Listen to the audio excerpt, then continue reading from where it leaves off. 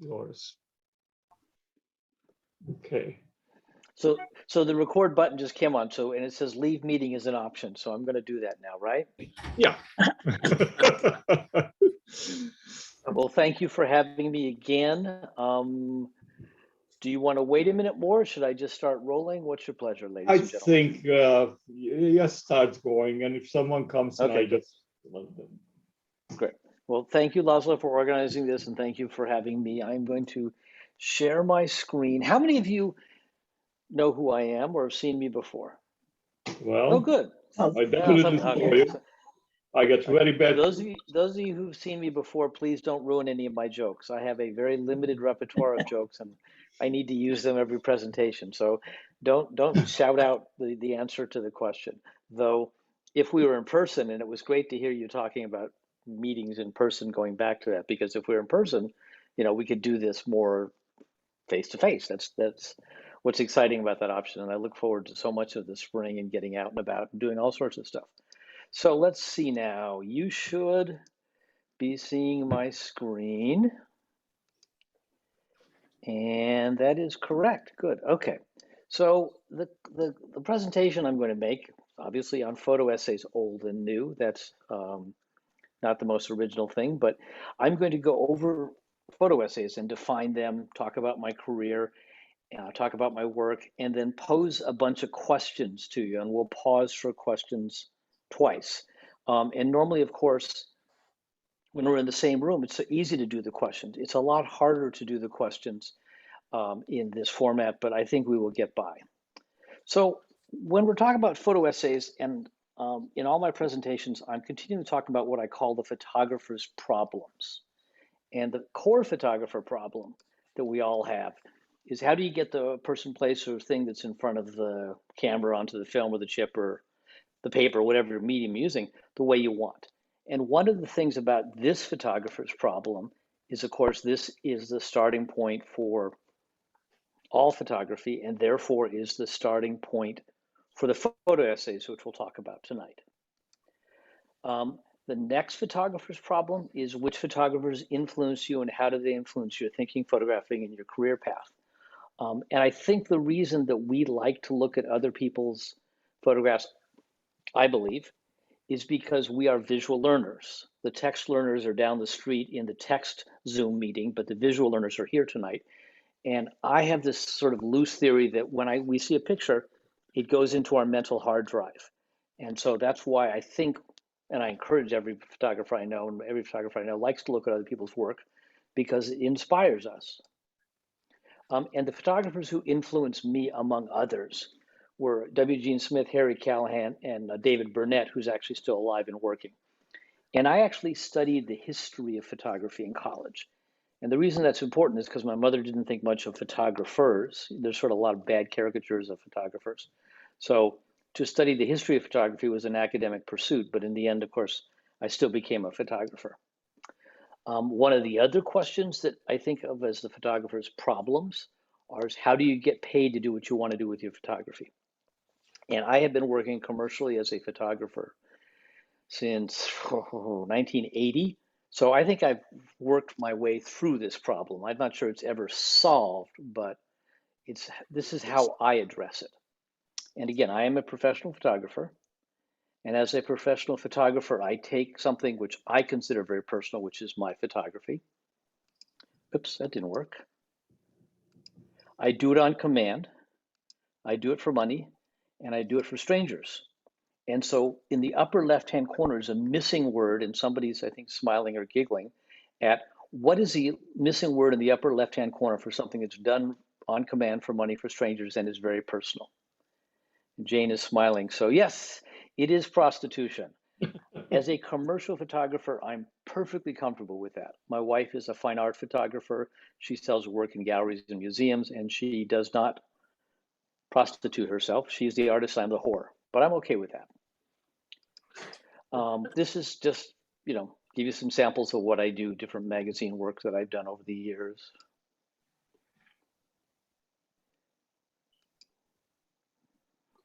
One point in time, I used to do a fair amount of work for the New York Times Magazine. This is from the first Gulf War in 1991.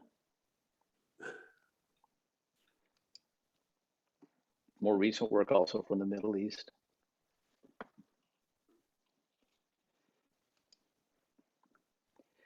And the next photographer's problem, and this is what we're mostly going to talk about tonight, because I think this is really the core of what a photo essay is what do you want to say with your photographs and how do you get your photographs to do that? And so if you go back, the first one is just how do you get that thing in front of the camera the way you want? And then a series of other ones, how do you get better looking at other people's work? Do you want to make money? Do you not want to make money? Those aren't relevant to our conversation, but for me, in my career path, they were. But now we're getting to the real question, which is what do you want to do with your photographs and what do you want them to say? So what is a photo essay? Like in so many things, we're going to define it first and then we're going to go through and flush it out. And normally at this point in time, I would say, what's a photo? And everybody in the group would laugh because we'd be meeting face to face. So the real question is, what's an essay? Oops, keep doing that the wrong way. It actually comes from a French word, essay, as in to trial or test or weigh. Another way of thinking about an essay, and if you think about this, is a written essay. It's making an effort or an attempt to explain something. A testing or a trial or the value of the nature of a thing. We know an essay as a short literary composition, a subject usually presenting the personal view of the author. That's what we think of as an essay. But remember, as photographers, we have that other word. We have photo and we have essay, and that's what I'm really here to talk about tonight. So remember both of those words. Another version of an essay, if you will, is a personal commentary on what a specific subject means. So that idea, and this is sort of the thing that if you have a pad and paper handy, you want to write it down, that a photo essay, in essence, tries out an idea from a personal point of view. Of course, using photographs. If it was a written essay, it'd be using words. There are people who talk about essays in music and a lot of other media, including film. But in a photo essay, you're making photographs that try out an idea. So that's the starting point. And I am going to take you through my essays. And one of the most important things, and this is normally when in the in-person setting, I would like make everybody put their hands up and I would call on somebody to make sure you all understand that photo essays do not have to be documentary derived or publication oriented. That happens to be what I do. That's just my approach. They're not about publication. They're not necessarily about documentary stories, but they're about some idea from a personal point of view told through photographs. And if you're thinking as you go on and hoping at the end of the presentation, you're thinking you might want to try some, I'll give you some tools. But the first tool is to not think it has to be necessarily a documentary project. It does have to have an idea and have to have a point of view, and of course, be in photographs. So to go back to the very beginning, I'm guessing you can guess who I am. I get the nice bow tie. My brother's the butter barrel on the right. I was born in Albany, grew up in Los Angeles, went to college in Southern California when I still had hair. And I studied the history of photography, as I said, which is really important for me because it really got me to understand all the different ways that you can make photographs to tell stories as photo essays. And I experimented with a ton of photographers' different approaches because that's what I was doing as a very young photographer. Was in this case, I'm imitating the photographer named Dwayne Michaels, who did a ton of self-portraits and a ton of sequences. This week, I think I was imitating Robert Frank. This week, I was definitely imitating Irving Penn. And this is a close-up version of that. And we won't actually talk about the idiot who drove their Jaguar under a school bus in Rockefeller Center in 1978, but I got lucky that day. And that's the kind of thing that I've been photographing. A little more formal in the previous photo. Oops, I'm sorry, I'm supposed to go backwards. Didn't go backwards.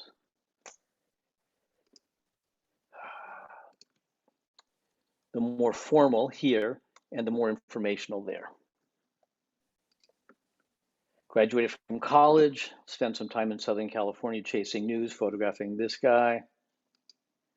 This was one of my very first published photographs. It's actually the New York Times fashion page. Apparently it's the first photograph of a president of the United States wearing blue jeans. And yes, if you're thinking to yourself, I have actually violated composition rule number one. I do have a helicopter rotor growing out of the head of the then newly elected president of the United States.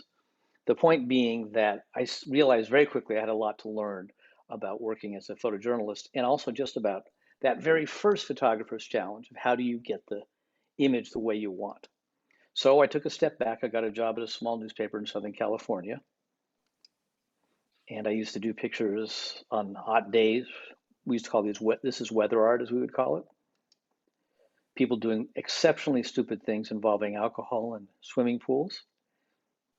And I'm not at all advocating to go out and get a job at a newspaper, but the point for me was this job and subsequent jobs were where I learned that first problem, which is how do you get the thing in front of you to look the way you want in the film or the chip or the paper. But remember, this is all film, so there was an external cost. So I had to get somebody else to pay for that, which typically was newspapers and later magazines. These days, of course, with digital, your opportunity cost is a lot lower. So you can learn by experimenting, and that's a great thing. A ride in Los Angeles, and I'm slowly working my way towards the East Coast. Stopped on the way in Texas. Got trouble occasionally. But most importantly, I did my first real serious photo story in Fort Worth, Texas, and that's why I'm going to pause here briefly. So this is a story on a homeless family living in a school bus outside of Fort Worth, Texas. And the funny thing is that all the kids went to school, they lived inside the bus, both parents worked. It was simply, they were, I think it's now called underhoused, but they were on the wrong end of the socioeconomic, obviously.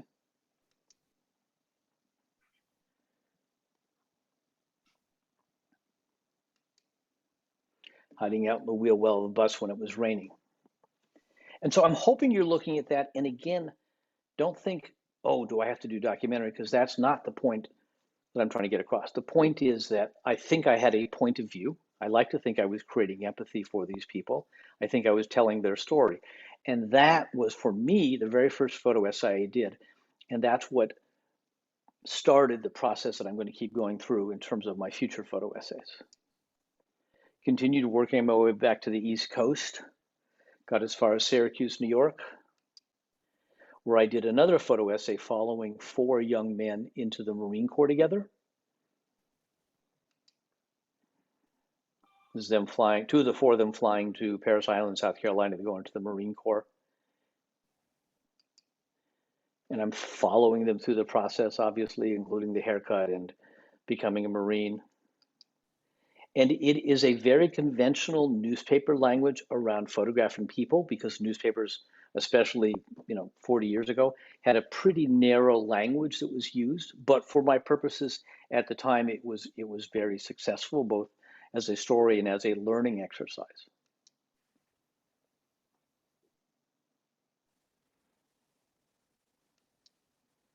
That was Greg Fisher. This is Matt Ware, graduating, and then coming back. And actually, he's a policeman now in upstate New York, and they're married. And so that's a very conventional newspaper story, but it has a beginning, a middle, and an end, and clearly has a point of view. And so that's idea of trying out an idea from a point of view. That's the thing I really am sort of trying to push in there, because that's the biggest thing that matters, not necessarily the particulars of doing a story on a homeless family or a story following 4 young men into the military together, for example. But one of the things that did happen besides shooting that story is I shot the same story in color, black and white, because the newspaper at the time wanted both. And I ended up using a lot of the images in stock photography. And for a long time, when stock photography was good, I used to do a lot of resale of my stories as well. So here's the same story being used in a French magazine. And that goes back to that second photographer's problem. How do you get paid to keep doing the work you want to do? And along the way, photographed all sorts of people, more professional, more commercial work. And I'm continually doing this balancing act between the paying work and the projects that I want to do.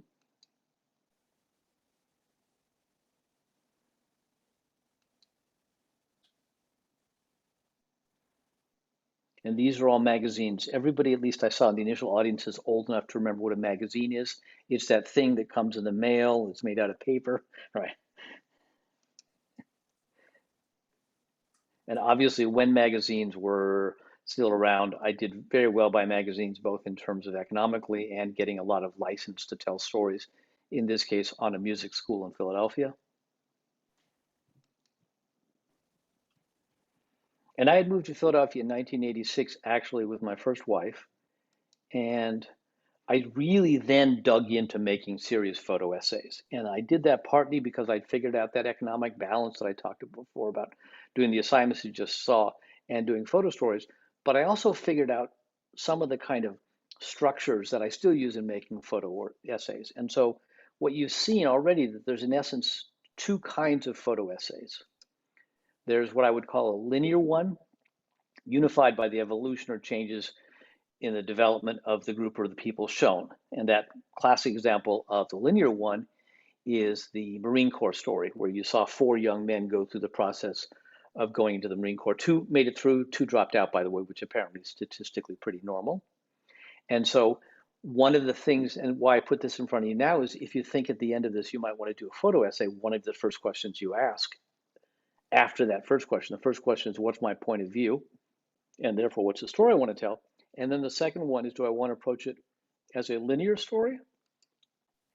Or do I want to approach it by what I would broadly, and these are really loose categories, don't get obsessed about exactly matching them, but a portfolio unified by the commonality, location, topic, idea, or style or approach to photography. And the music school is more of a portfolio because what held them all together, and there are obviously many more photos than story, was the fact that they were all part of this community created around the music school. One is not better than the other, but they're very different approaches. With a linear one, you spend a lot of time trying to find the right subject who's going to evolve over time. With a portfolio, you're looking for different themes that'll unify it. So at this point in time, to repeat, you really want to be asking yourself, what's the potential point of view for your project? Is it linear portfolio? And you saw already in what I showed you, and you will see more as we go on, the medium, the format, the presentation, whatever you want to call it, has enormous impact on the story that you're trying to tell. And you know that automatically. Black and white tends to feel historical, more abstract, more graphic. Color tends to feel more contemporary. If you were to use a Holga, for example, or if you were to do something with other lens technologies or filtration in Lightroom or any of a dozen different things, each one of those shapes the point of view that's coming out in your photo essay. And again, there's no right or wrong for this, but these are all things you want to be thinking about as you start thinking about if you want to do a photo essay. And then, of course, the question is, what is your potential audience? Is the audience interested in it sort of photographically and artistically? Is the audience interested in it in terms of the content? Like in newspaper photography, it's really more around the content than it is around anything artistic. And that's not a value judgment, it's just difference in terms of thinking how you would address your audience. So for example, as I said, in 1986, I moved to Philadelphia, not with any great plans other than to get out of New York because I found New York very expensive, a difficult place to make a living. And I ended up doing a lot of photo stories. Some of the most important photo stories for my career and my evolution for the Philadelphia Inquirer Sunday magazine. And again, you're all probably old enough to remember Sunday magazines and newspapers when those existed. This was a story on an Orthodox Jewish yeshiva, a school for high school age boys in Philadelphia. And I shot it intentionally in color because I think the caricature of the Orthodox Jewish community tends to be this sort of world of black and white with the black hats and the white shirts. And I wanted it to feel more contemporary. So I actually shot it on color negative film because at that point in time, that was the best way to work in the kind of low light that they lived in. So this is clearly more a portfolio because it's unified by the school and by this process of learning of Jewish education that these young men, and it is all young men, go through.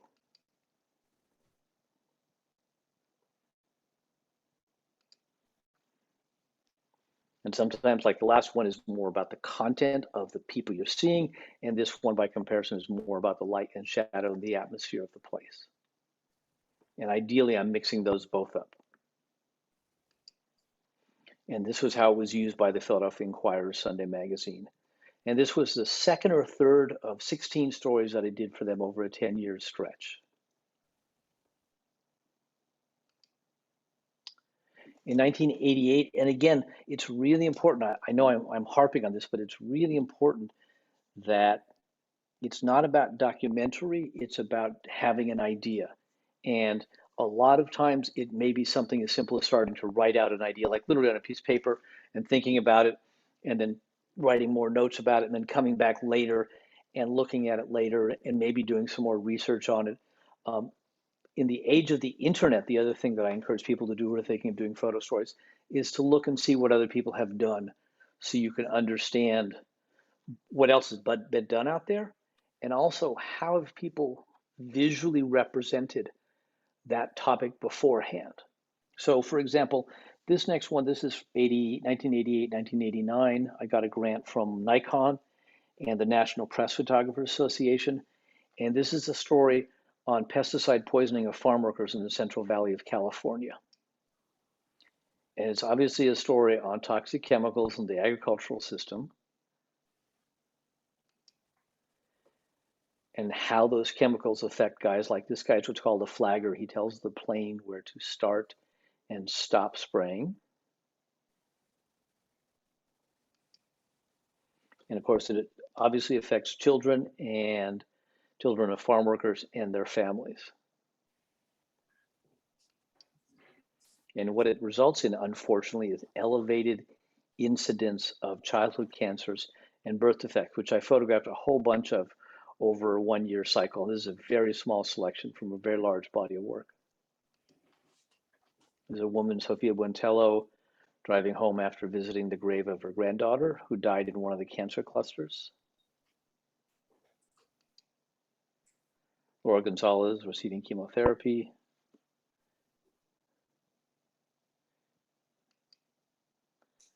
And she was not contagious. Her younger brother was just terrified to be in the same room with her because she'd lost her hair. Highlighting the effect on the families.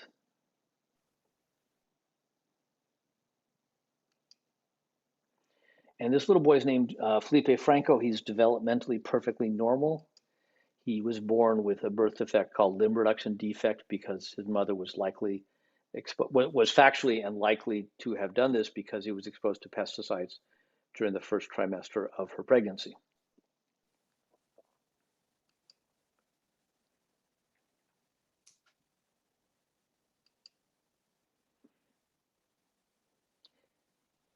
And this was used and disseminated and exhibited, published widely, and it became part of what, if you think back to 1988, we now know is the organic food movement and a huge, larger cultural discussion on food safety and farm workers and a whole bunch of other really important issues. And again, it's not necessarily about the subject matter, because again, my projects tend to be documentary derived. But I have found, and I would encourage you to think about this, if a photo essay you're thinking of doing fits in some larger cultural conversation that people are having. And again, it doesn't have to be a documentary. It could be portraits, it could be still lives, it could be using historical photos, family photos. My wife does a ton of work with family photos. But if you can take your project and fit it into the larger cultural discussion about something, it moves from something that you care about to something that a lot of other people care about. And you will end up getting a lot more use and distribution, dissemination of the work. If you understand that idea of that, you could do it just for yourself, but if you think about your audience, there's kind of a how much do you give to them, how much do you hold to yourself conversation to be had there. Again, this was actually used in multiple places. The first publication was the Philadelphia Inquirer Sunday magazine you just saw. This is California magazine. And then after it was all done, somebody saw it. They wanted me to go back and shoot the whole thing in color. So they spent a shocking amount of money to send me back. And the next photo essay I'm going to talk to you about, and again, I know I'm repeating this, but it's really to think about what's the idea. That's the hardest part. The hardest part is to think about an idea and then to start photographing it. And one of the things that has to happen in your projects is that you'll start out with one idea. In the pesticide poisoning project, I started out with this idea, and it ended up being that idea. And this next one is really the classic example of this. This is on the relationship between Israelis and Palestinians in Israel and the West Bank. And so in the previous image, of course, they share the streets, but in reality, there's a lot of different things going on, from conflict, which is what you see in this case, more conflict, another checkpoint.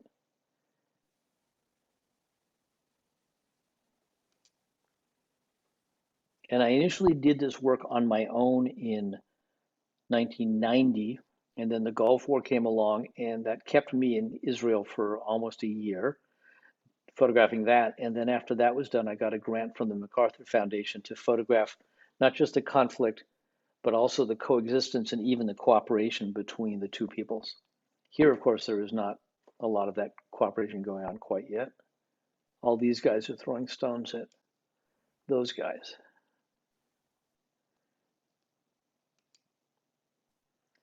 And this is the tomb of Abraham, which at that point in history they used to share. Sharing a street. Again, that middle ground, not just conflict, but coexistence and cooperation. And to their credit, the MacArthur Foundation, you've probably heard of them, they give out their genius grants. I didn't get a genius grant. I got a very intelligent grant, but they didn't give me a full-blown genius grant. But to their credit, they said that yes, all three of those aspects of the interaction, conflict, which we well understand or think we do, coexistence, and cooperation, which I'll show you here in a second, all three of those aspects of the relationship are the most accurate reflection of the relationship. And at the time, 1990, 91, 92, 94, that was really especially true because the Oslo Peace Accords are just about to come along if you think back in your history. So there's a Palestinian who works as a housekeeper for a Jewish family. And at this point in time, very few people had photographed this kind of stuff. The fact that there's not just unremitting violence, but there's all these other kinds of interactions going on. A mixed school program, shopping side by side, and then a mixed rally for peace. So I did this work 91 to 94, got the MacArthur grant 92. And again, it was published a tremendous amount. It was exhibited widely. Again, thinking back to a very different time than we're in right now, but the Oslo Peace Accords came along, so there was a lot of interest in this work because I had a point of view. Remember that first question is, what's your point of view? Second, I used photographs to tell the story. Third, I did something that people hadn't expected. And then I fitted into the larger cultural conversation.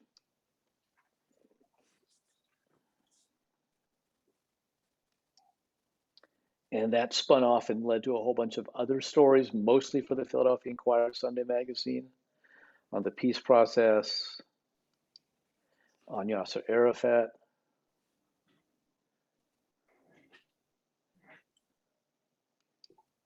So I'm going to pause now and I'm going to say, let me see if I can stop sharing if I'm doing this correctly, and ask if there's any questions on what I've done so far, because the second half will be more on that outline of ideas and going into more recent projects, where my projects actually move away from the documentary into the more fine art, for lack of a better term. But any questions right now? It's such a small group. If you have a question, just turn your unmute yourself. Sorry, not mute yourself. Yeah. Unmute yourself, and I'm let's just talk for a minute. Did you have a favorite project of all of these? And if you could choose, would you choose a linear one or a portfolio type? Oh boy. Each one there's no, the first one I'm not gonna pick one out. It's like picking out your children. Each one was really pivotal for me because I'm not showing you the ones that didn't get that much traction, and I'm not showing you the ones that failed. I've long wanted to do a talk on all the failed projects I've ever done because I actually think you learn the most from failure. I just don't think anybody will show up to hear that project, but I do think that would be the most interesting. In a little bit, I'm going to show you the last big project that I did before I moved into film, because right now I do only motion picture work. And in some ways, that's my favorite because it's kind of the culmination of all of the stuff that I've done. So that's going to be an evasive answer. Mhm. Anybody else? All right. I'm taking it your word. Hopefully you have questions at the next part. So, oops, that didn't work. That did not work. Hang on a second. This is great. Where's my keynote? Where's my keynote? There's my keynote. There we go. That didn't work.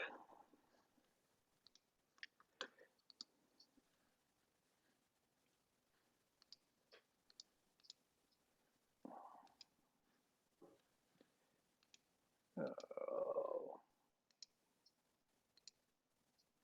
Okay. Okay. Sorry, there we go. So again, in answer, sort of the answer to Laszlo's question, just a reminder that there's the two kinds of photo essays. And the question you should be asking yourself when you're preparing them. And so let me get into some more recent ones and some of the things that have happened with that process that I took you through, which started in, well, started in 56 when I was born, but really started in 79 when I graduated college, and then moves up to 1998 when I moved to Providence, Rhode Island, where I still live. And one of the first things I ended up photographing when I got here are quahoggers or shell fishermen on Narragansett Bay, which again, you should be actually asking yourself, okay, so if it's about shell fishermen, it's probably, and you're correct, it's linear. I'm sorry, it's a portfolio because it's about a community. It's not about any one individual. And so these are some still images from many different projects, sub-projects that I've done on quahoggers over the years, including one with a guy named Bo keeping his dog safe. Mike McGivney.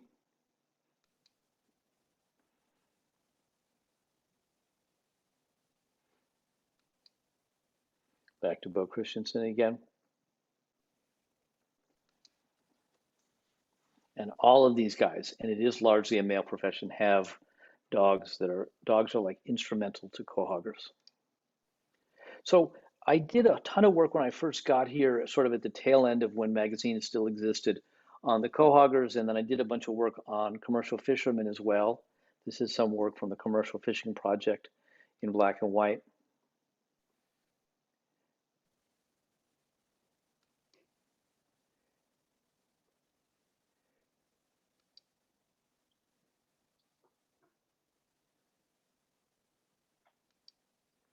And I kept hearing from the fishermen the same thing that I'd heard when I was doing the project on farm workers. And this is the first time I did something that was not a dead on straight, document what's in front of the camera kind of a project.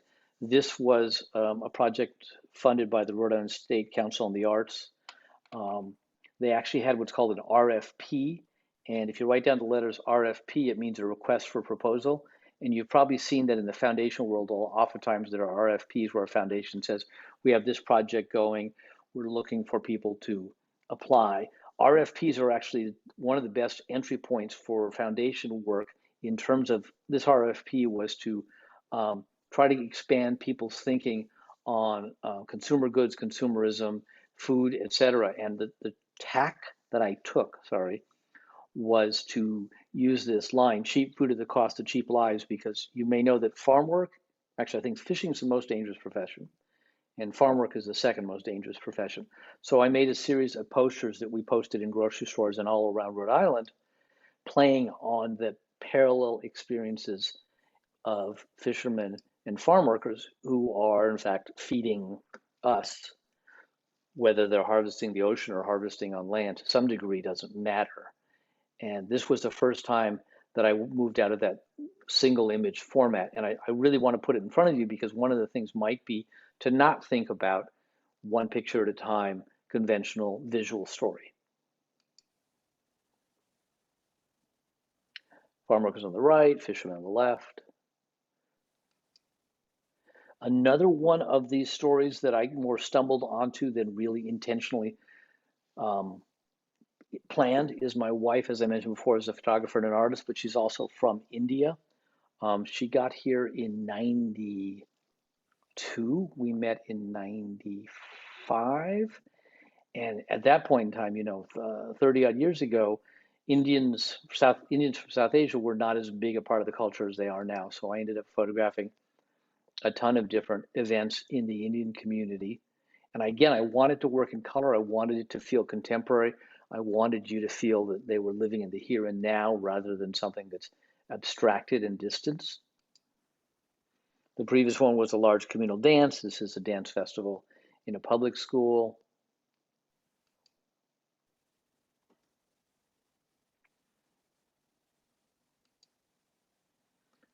This was a couple of guys who ran an Indian restaurant in Burlington, Vermont. This is the same guy. He's a Sikh, obviously, and he's putting his turban wrapping his hair in his turban after his morning bath. At another dance festival. And so this became part of an exhibition that was at the Balch Institute of Ethnic Studies in Philadelphia as part of a larger cultural discussion about the new immigrants coming to this country. And that last idea, I keep coming back to it because it's not even an economic question. It's a question of if you do a photo story, a photo essay, and you're thinking, I'd like to share it with a larger audience. The museum gallery art audience is not the only audience. That's why I'm hammering on it so much. In fact, this set of work tended to mostly go to museums, newspapers, et cetera, around the larger conversation we're still having on immigration, than particularly to an art audience. Because my wife's from India, I've been traveling to India a ton. I've had 2 Fulbright fellowships there. I've spent about a year and a half on your tax dollars living there, photographing the impact of globalization in South Asia, especially South India, because that's where our family's from.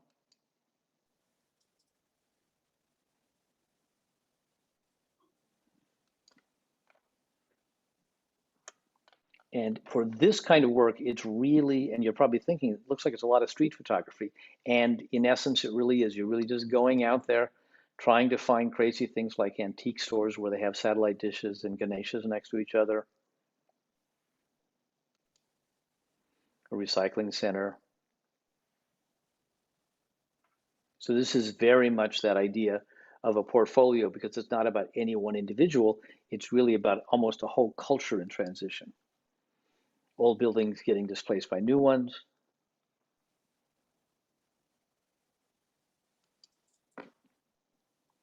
The Indian middle class is really, really growing. If you've read much of the Times in the last 10 years.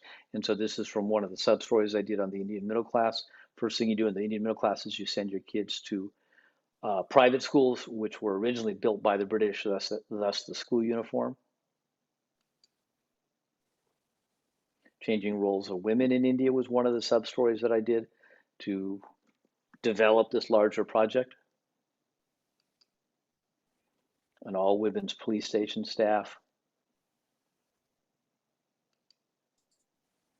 An intermarriage Australian fashion photographer marries Indian fashion model.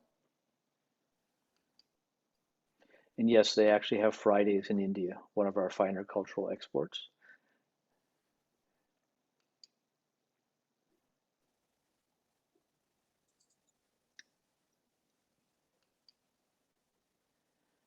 Building big houses in a country where many people don't even have decent housing. So there's the next photographer's problem, which speaks right to the photo essay thing that I'll keep going on here a second. But let me finish with what I just did there, which is, again, it's not about the documentary. It's about an idea, a point of view, making it photographically and trying to fit it in the larger cultural conversation. But to kind of go to Laszlo's question, what motivates me to take pictures economically, I think is pretty clear. I mean, I make my living doing it. I'm perfectly comfortable with that. Politically, I think you've seen a lot of the political ideas that I've developed in my work.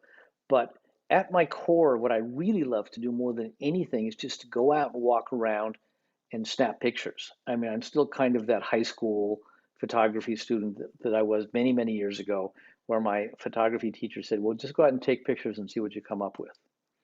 And so the other thing that I do is I do photo essays that are truly only portfolios and only about places. And this one is about 30th Street Station in Philadelphia. And it's about the building, which I'm hoping you're getting a sense of. I really like this building, and I'm not being sarcastic. That idea of a point of view. As I think I mentioned, I grew up in Los Angeles. So when I moved to Philadelphia in 1986, I saw this building and I said, wow, that is really an amazing building. You could still smoke in the building at the time. So combination of being prepared and a little bit of luck when somebody starts smoking in a line of commuters. Learning how to play with late afternoon light. I'm on the catwalks 4 floors up looking straight down. And there's nothing political about this. It's just that idea of a portfolio about a place. And this is the first serious light study that I did.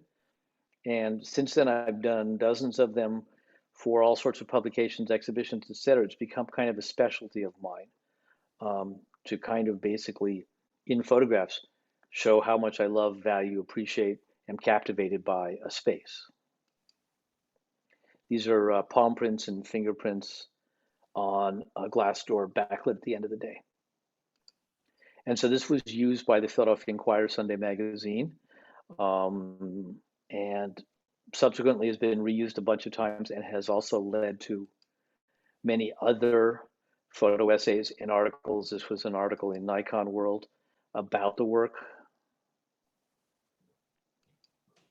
Another photo essay on the light and the atmosphere in Center City, Philadelphia, where I lived at the time.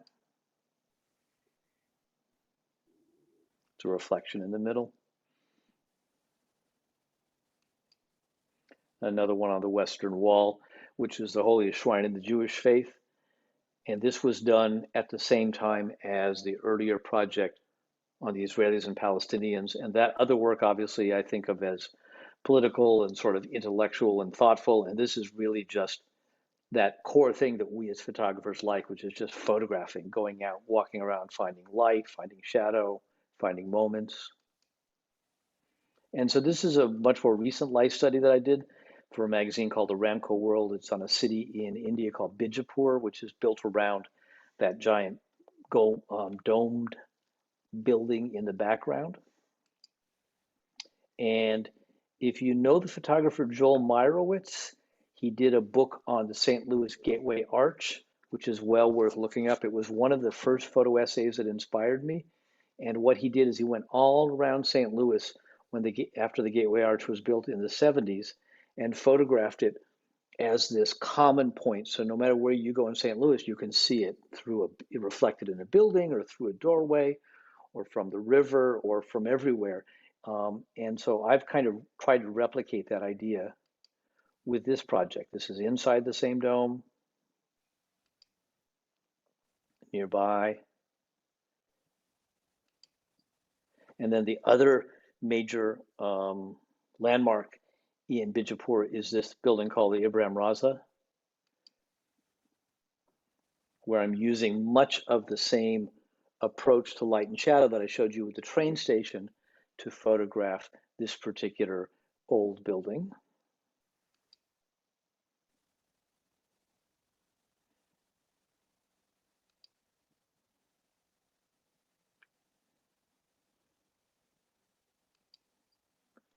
And then this is the Jami Masjid, the biggest mosque in Bijapur, between prayer sessions.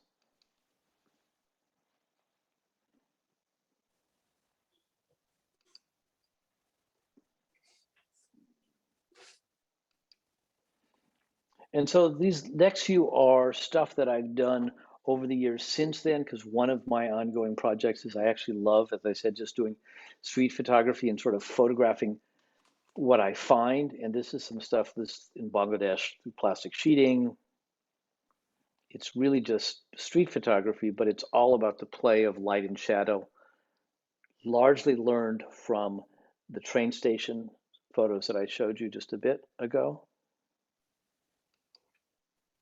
Sri Lanka. This is actually a toy store in Sri Lanka.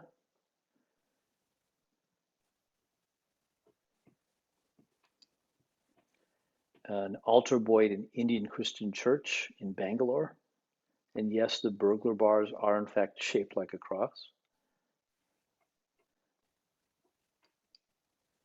Mosquito netting.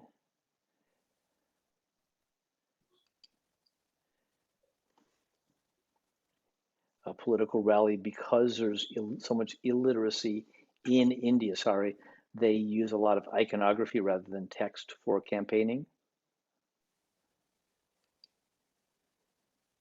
Pilgrims at twilight. Fishermen at twilight. So we're really getting into more atmospheric and less literal photographs.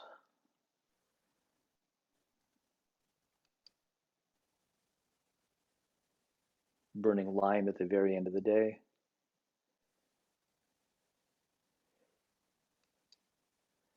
And a night food market in Bangalore, which is where my wife's family is based. So I took some of that earlier work that you saw on the impact of globalization in India and some of the more abstract stuff you saw with the light and shadow play in India, and I did an exhibition at the Newport Art Museum. I was part of a group show where I mixed those two kinds of imagery together, trying to play off, in this case, that sort of purple pink color in the image.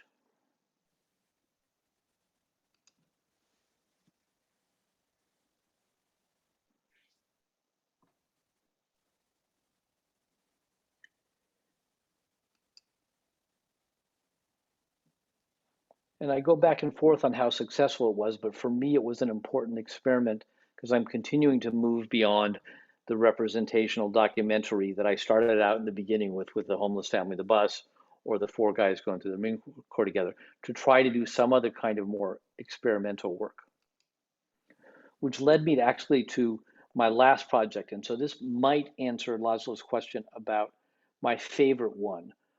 Starting in 2009 until 2015, I photographed in 18 different states out of the 50 states, inside foreclosed houses, after the foreclosure and before they were cleaned up. And so you could see all these strange remnants of what people were forced to leave behind by the eviction notice, by the sheriff coming, by the foreclosure sale, by whatever actually happened, what these trigger events were. This is in Michigan.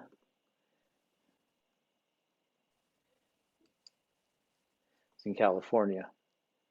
And these are, obviously there are no people actually in front of the images per se, though there were tons of family photographs left around. I was always amazed at how many family photographs were left around and how many different things I would find.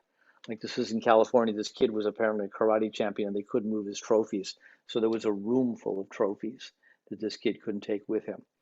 And this is, if you go back to the early stuff, this is really pretty far afield for me. It's becoming more still lives. It's almost all done on a tripod because a lot of these places are pretty dark and low light. It's not about something that's in front of the camera. It's more about an absence. And this is actually the last big photo essay I did before I moved into doing motion pictures. Now I'll talk about that in a second, why. But for me, in some ways, this is certainly the one that I'm most attached to because it's the most recent. And it's one of those, how do you photograph absence? I don't know how you photograph absence, but I got very good at photographing the kind of remnants of what people left behind. The strange wall, strange color that they painted their kids' walls. The things that they took with them when they vandalized the house as when they were angry at the foreclosure. Or this was my favorite one. This is actually in Connecticut, not far from where I live. I can't make this stuff up. I'm not smart enough to think to bring an American flag to stuff in the towel rack, but that's just how I found it. And so that was the last photo essay I did, and it was important on a lot of levels, in terms of this evolution question, in terms of the idea that I'm trying to emphasize about fitting into the larger cultural discussion, and about my own evolution as a photographer. And I'm assuming you're thinking to yourself, okay, he chose color probably because, as you saw, a lot of these spaces have really interesting uses of color, like the flag, for example. So again, these are the questions that you want to be asking yourself, both about what you want to do going forward and in terms of the stuff that I just showed you. Did I have a point of view with the foreclosure one? I hope so. It was clearly a portfolio. It was clearly in color, and I like to think the color works. And the audience was not really a museum or gallery audience. It was published a bunch of places, ABC News website, New York Times opinion section, a bunch of places for a larger discussion that we had for a number of years about the foreclosure crisis and the economic upheaval. So again, these are the kinds of photo essays to keep that idea in mind. And the idea at the core of a photo essay is to try out a way to visually, because it's a photo essay, I know I'm repeating myself, but it used photo from a point of view. So now I just want to briefly, because people often ask me, what kind of stuff do I use to solve those problems that I've been talking about? So rather briefly, I want to talk just a little bit about gear. And the one thing that I do a ton of, and this is my one sort of gear related pitch, is that I use a tabletop tripod. I don't use a big tripod. I carry around a little tripod just like you see there. And all the foreclosure work, most of the last 10 years worth of projects, any project involving video or motion would involve a tabletop tripod like this, like that. I'm always looking for walls or places to put that thing on, a mile marker in the city of Bijapur, just for example. And here's real typical, one hand holds it against the wall, one hand does the focusing and the other work. Same thing here, this is some video my wife was kind enough to shoot in Vietnam, showing me working. And I happen to use the legs from a company called Really Right Stuff, which is based in California. They are really top of the line. If you already own a ball head, you don't need to buy their ball heads. You can use your own ball head, but I find their legs to be the best. They're not particularly cheap, but they're very solid and strong when I push them against a wall, which is what I need. So this is what I look like when I'm working. On the left is my, I don't look like I know what I'm doing. That's why I'm using a cloth bag to carry my cameras outfit. And on the right is, I do look like I know what I'm doing, and typically I'll have an assistant or somebody who's helping me along to get things done. And when I'm on my own, I tend to look like the guy on the left. If I'm getting paid, I tend to look like the guy on the right. And people often ask me what I use. I use Olympus Micro Four Thirds. And the reason I use them is because they all fit into this bag that I carry onto the plane, and I don't have to check it underneath the plane, and I can carry, 2 cameras, tons of lenses. And even doing video these days, I still use the Olympus Micro Four Thirds cameras. And I can talk about those as much or little as people wanted, but it is a question that often comes up. I did this presentation in New Jersey a couple of years ago, and someone asked me, so you use that funny little camera and you call yourself a professional? So I dug out this picture, which ended up as a magazine cover like that.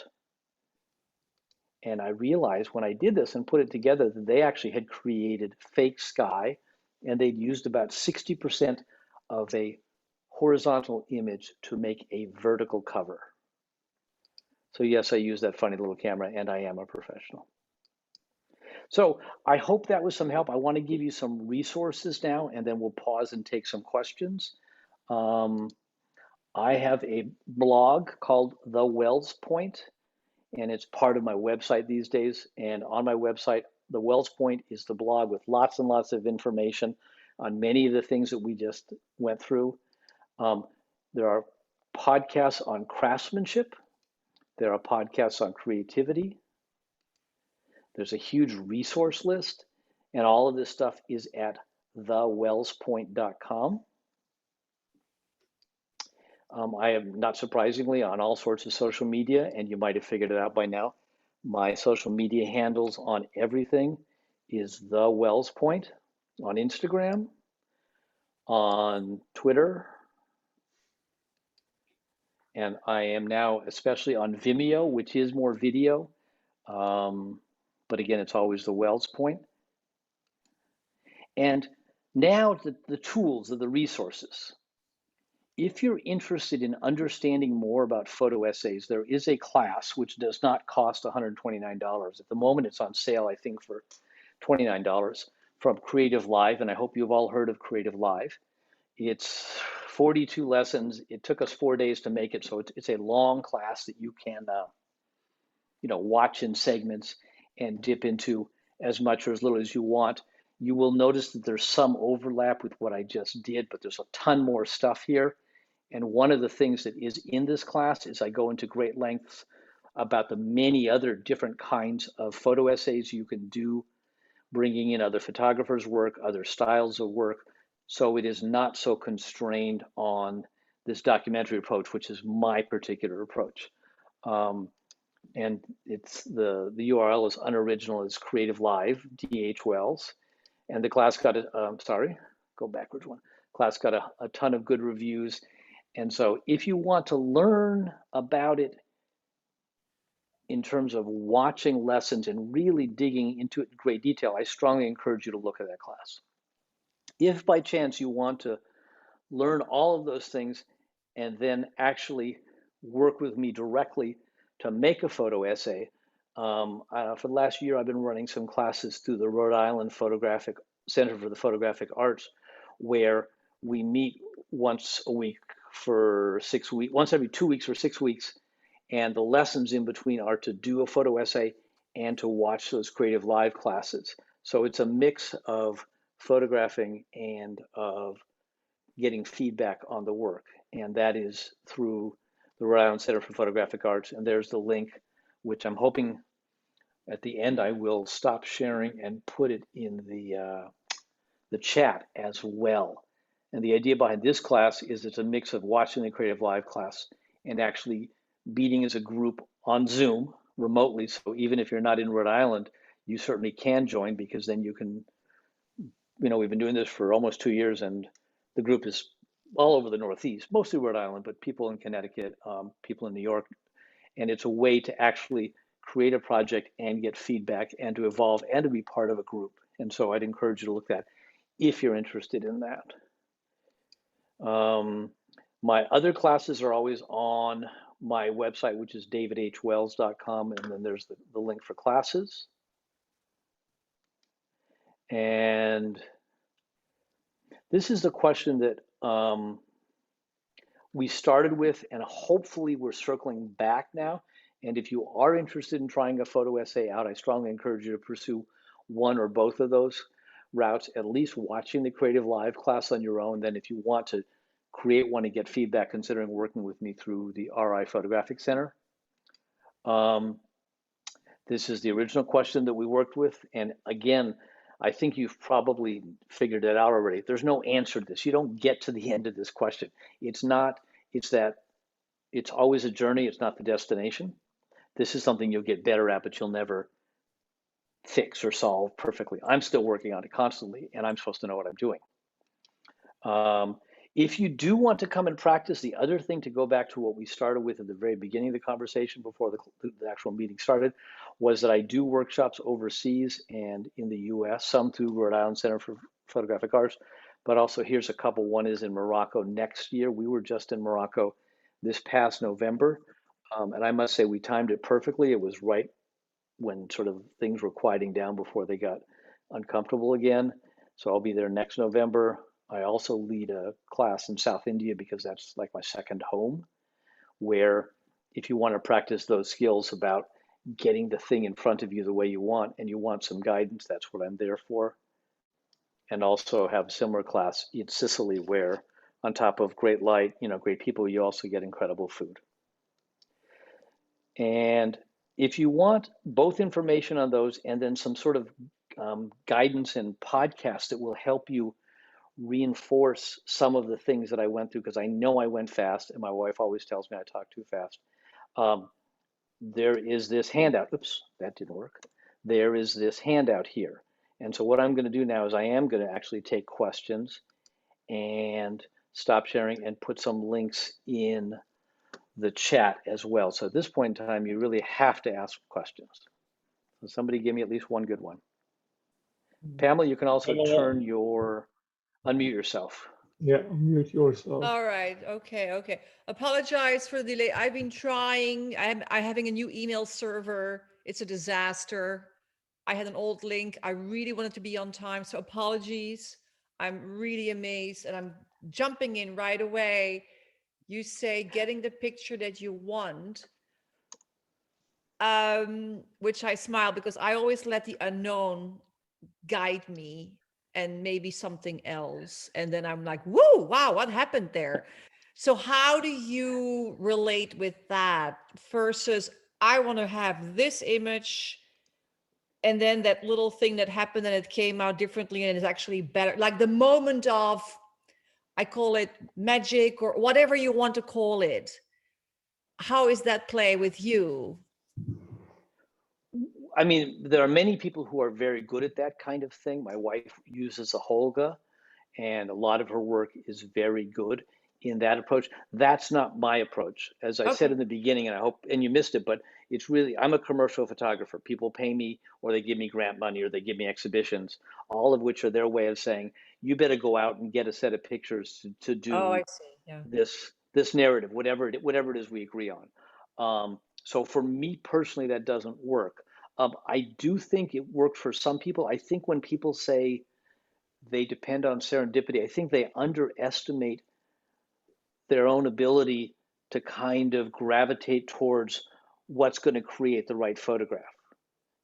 Does that make sense? Like you can say it kind of just happened, but I think by your choice of looking at something and doing some things, you're actually halfway to the idea of what I'm talking about. If you really were truly doing it, randomly, it'd be like throwing the camera up the air and hoping. And you don't do that. You actually have, I mean, I don't know particulars, but you go out with some vague thing and then you kind of gravitate towards something. And I think when people say they're going to try to do it more randomly, I think it's less random in a good way, by the way. Let me be clear, in a good way than I think we verbalize. Does that make sense, or did I completely Yeah, but miss it? in a way that those shadows from Philadelphia, that was, Right. you can't That's add probably this the best. stop Yeah. walking. That was kind of a moment like, whoa, right? Right. That was probably the best example of it. But I still had this idea in my head that I was going to get something within kind of this range here, but I didn't know the particulars of what it was. And I did have to make myself open to it, which is the second thing in terms of if I haven't made it perfectly clear. Oops, that wasn't supposed to go there. I'm supposed to get this one here. Is that it's a lot about being open and being prepared for it. And then the third one, which is important, is that what are the things you don't photograph? Like in the train station, there's a lot of things I could photograph. I could photograph the trains, I could photograph the tracks, I could photograph the engineers. I was photographing a building. So there's a ton of things that I don't photograph. And that's a really enormously important part of any photo essay is what are all the things you don't photograph, as well as what are the things obviously you do photograph. And I'm not being flippant at all. I spend a lot of time when I'm doing projects saying, no, no, no, no, yes. Yeah. And then I go from there. Well, you said being open and prepared. So maybe that's just opening the window to that magic as well, then maybe. Right, but then also having that skill set that we talked about before, but being able to translate that thing in front of you. Absolutely. Okay, Good. Thank you. Great. Just out of curiosity, I do think the presentation was being recorded, so you should check with Laszlo, because if I understand it correctly, there is in fact That's great. a recording as well. We can watch it later, yeah. Yeah, that's super. great. Thank you so much. Pleasure. Anybody else want to jump in? I do have one question. Well, actually, Sure. question. One of them is when you were doing the project for the foreclosures or with the foreclosures, did you do it for yourself or for a magazine? Was it an assignment from a magazine? It depends on which project. I'm sorry, the foreclosures? Foreclosures, yeah. Yeah, the foreclosures was unusual because I started it right in the middle of the foreclosure crisis, and so I couldn't get anybody to fund it yet. I had been doing stock photography for about 15 years, so I knew I'd make the money on the back end. So I did, in fact, start it on my own. It's a really important thing, though, and this is really true because I subsequently got some grants to do this, and I have often found that if your idea is too far afield from what everybody else is expecting, one of the things you have to do is do some pictures so you can prove to them and to yourself, by the way, that it is photographable. Right. And the best example of that is the pesticide project at the beginning with Felipe Franco.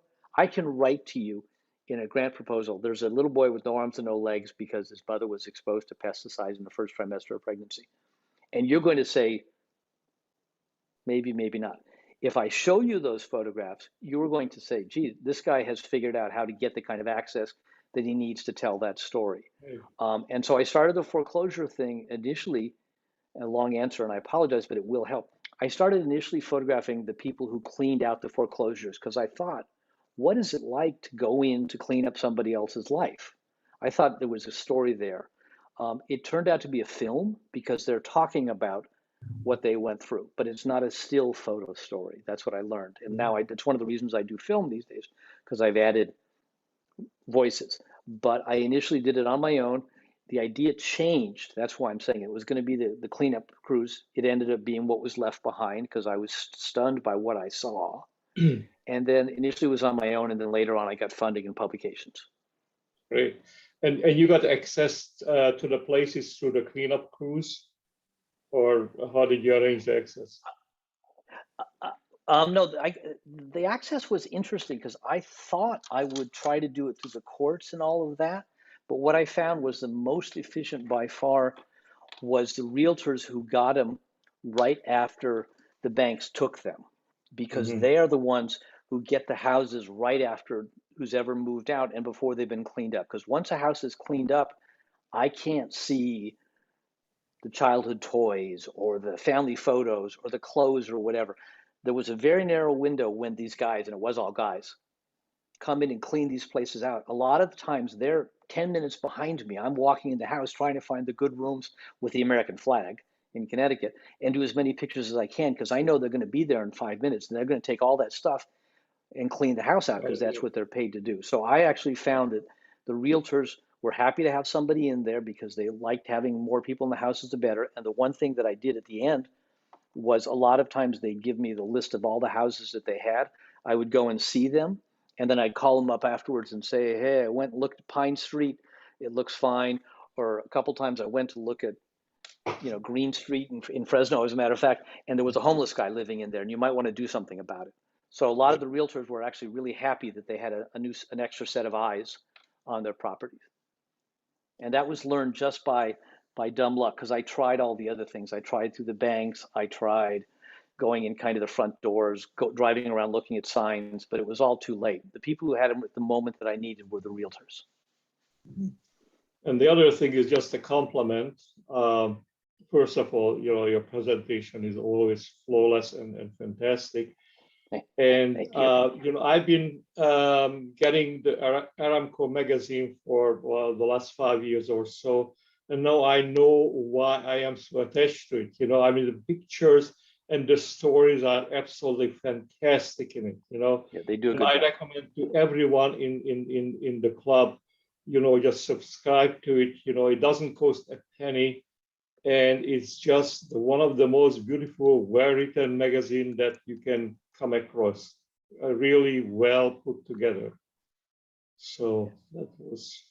Yeah, if you web search Aramco World, it'll take you to the site, and you have to poke around, but eventually you can go right to subscribing, and it is free. And they're probably my favorite client because they tend to give me the most license.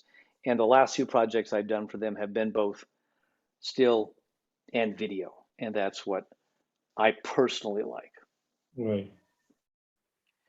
I'm happy to entertain any other questions. Anyone else? Call on people and Don't be afraid. I don't bite too hard. Who writes? Yeah, I mean, every time when you work for a magazine, someone writes the story for you, right? You get the photos, and someone writes the story that goes with it, right? I mean, the short answer is yes. The long answer is that when I did the Philadelphia Inquirer Sunday magazines, the writers used to really hate me because I did the photos first and they had to write to my photographs. And writers really hate that.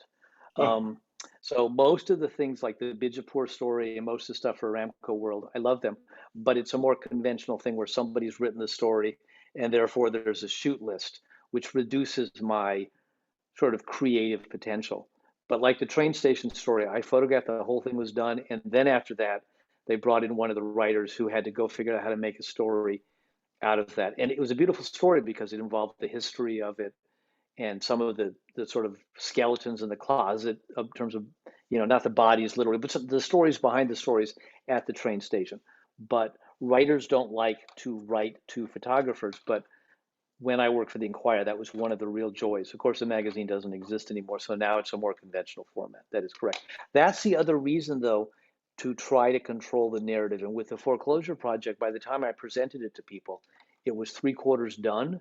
So they could write to it, but they couldn't come to me and say, photograph this guy standing in front of his house, because that's the conventional visual language that most people think of when they think of the foreclosure crisis as a guy standing there with a sign.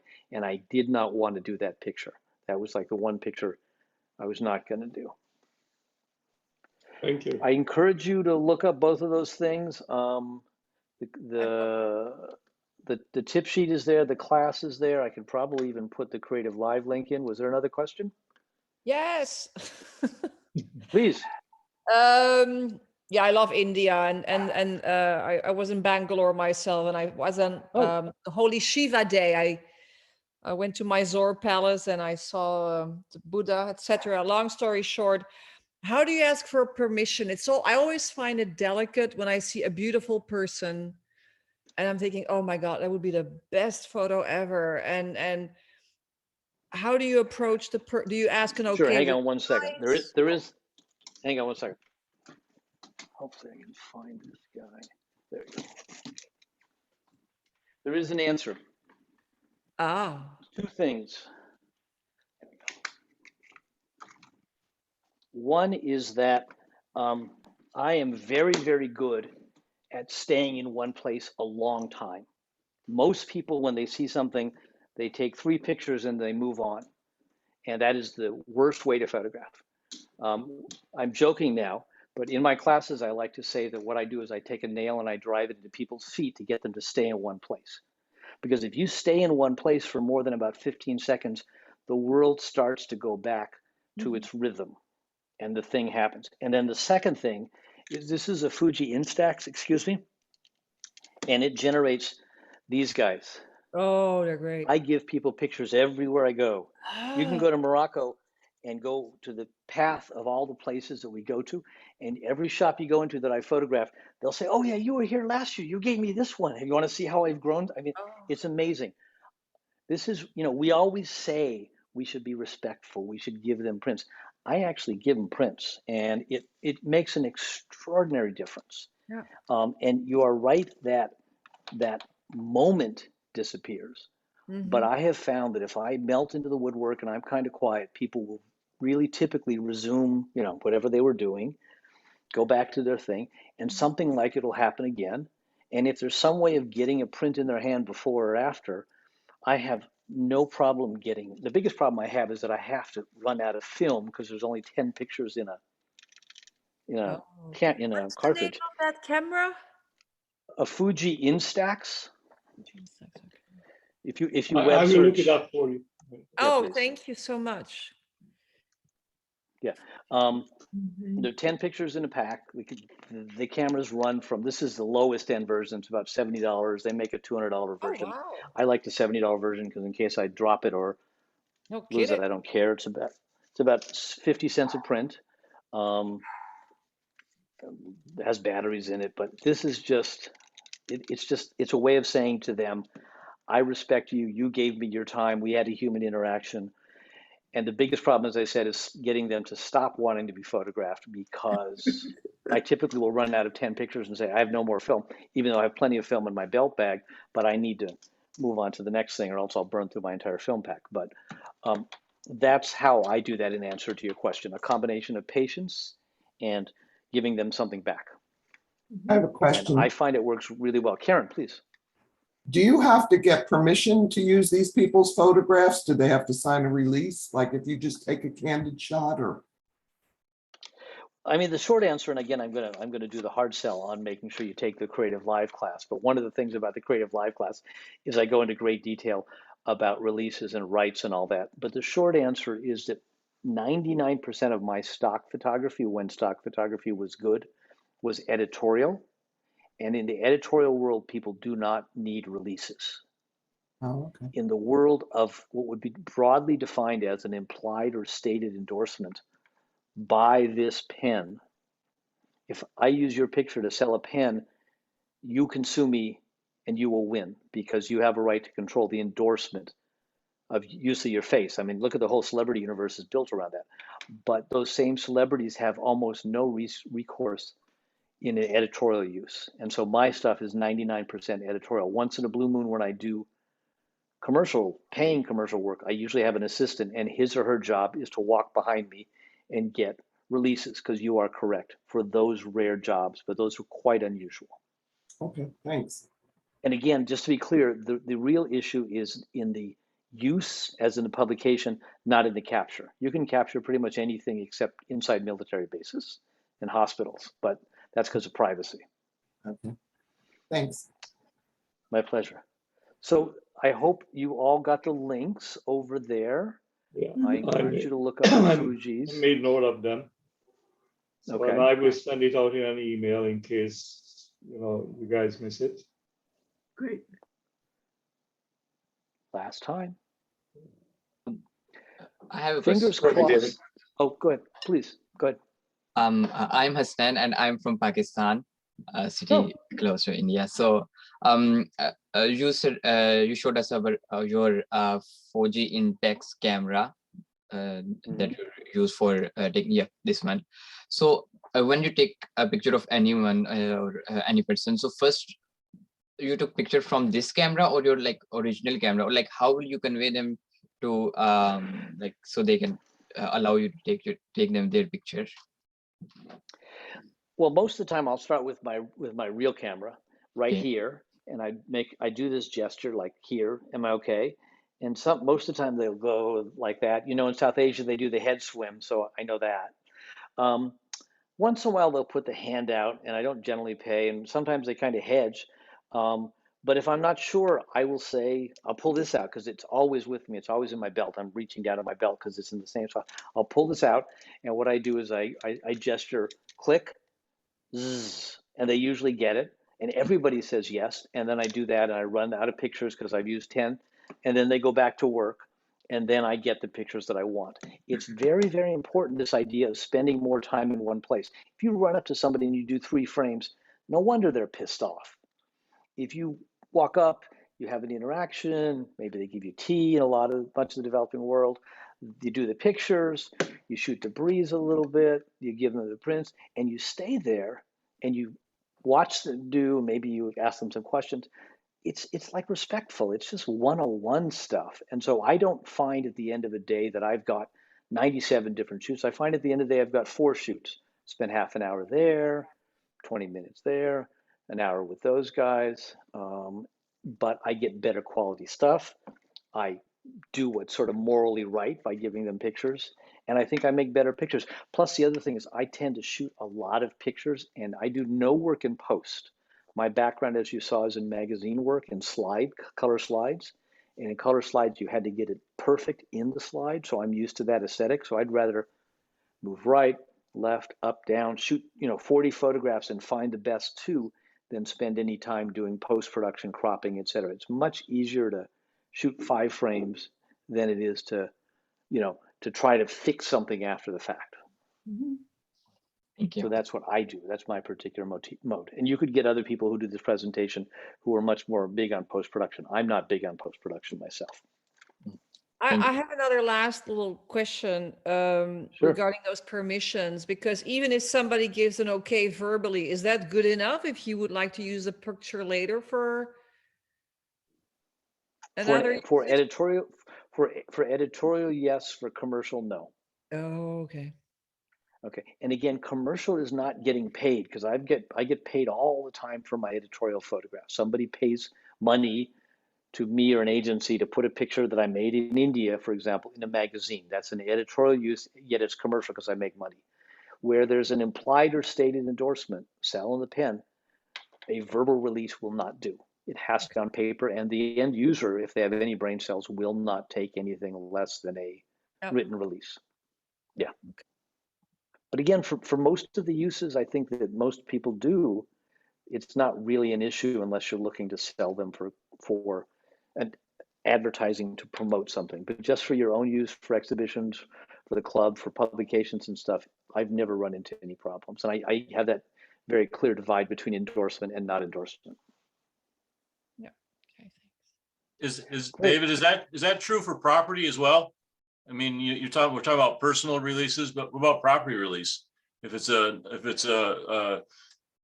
thing that you can look at and say, well, that I know where that is. It's it's the White House. It's something like that. I follow the law very carefully because it's such a big part of my business, and there actually isn't a formal law requiring property releases, despite what people say. What there is a formal law requiring is trademark releases. You can't use the Transamerica Tower in San Francisco for an ad because that's a trademark, not because it's a private building. You can use it for editorial no matter what because it's editorial. But that actually, and the golf course in Monterey with a tree, somebody help me out here. There's a golf course in Monterey, California, which is trademarked as well. A lot of things are trademarked, which you can't use the images of for commercial advertising purposes because of the trademark, but not because of a building in and of itself. Just to be clear. That's kind of true with sports teams, correct? Yes, it's exactly the same thing with sports teams are exactly the same thing. Editorially, they have no recourse whatsoever, but they have very clear control over their trademark. They live and die by it. And yes, absolutely. Correct. Thank you. My pleasure. My pleasure. Well, thank you all for having me, and I appreciate the good questions. Do follow up on the links, and I'm guessing Laszlo is going to share that information, and he's going to share the recording with everybody. I will. Thank you All so right. much, David. Very nice. Thank you. My pleasure. Thank you. Really enjoyed having you over here. Excellent presentation. Thank you. Thank you. My Thank pleasure. you. What I was going to say is, God willing, inshallah, next year maybe we can do this in person. Yeah, you never know. Maybe you guys can. You are not can very actually far have me- from us, so. No, that's exactly why. That's exactly why. I'm not very far, and to do this in person would be even more fun. So, Okay. God willing. Okay. Thank you You so all have a good much. night. Okay, Thank you. Thank you, David. My pleasure. Thank you. Right. Bye-bye. All right, guys. Since our great leaders are not here, so I am the only one who's going to say goodbye to you. I don't have anything else to say except the newsletter is going to be coming up and I will be asking for your contribution on that one. Anything from anyone. I'm not, too discriminating, so to speak. But I think it was an extremely good show. I mean, Yes. knowledgeable, and then he answers the questions, and he answers the questions in a way that you really get the answer, So, well, Thanks, Laszlo, for putting this together.